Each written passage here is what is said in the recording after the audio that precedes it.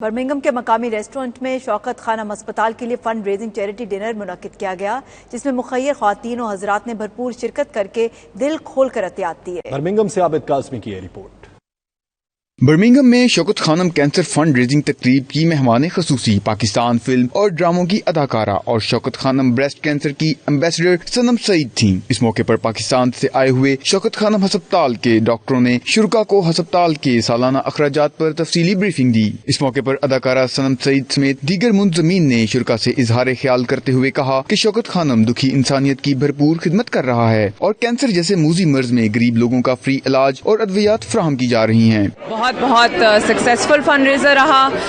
اس مہینے breast cancer awareness اکتوبر از پنکٹوبر۔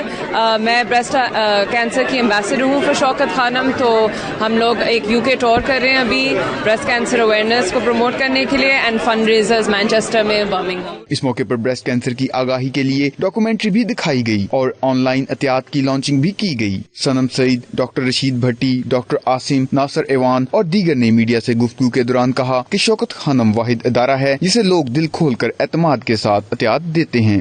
ہمیشہ کی طرح شوکت خانم کے نام پہ لوگ بہت ڈونیشن اور دل کھول کے ڈونیشن دیتے ہیں۔ اتنے ان میں جذبہ ہے کہ شوکت خانم کو سپورٹ کریں اور ہزاروں سے لوگوں نے تعاون کیے اور دل کھول کر انہوں نے تعاون کیے۔ People are ready to give as much money they can, I tell you, to the Imran Khan۔ شوکت خانم ہسپتال کے بارے میں ایک چیز کا ہر ایک کو یقین ہے کہ جو بھی امداد دی جاتی ہے وہ صحیح طریقے سے استعمال ہوتی ہے۔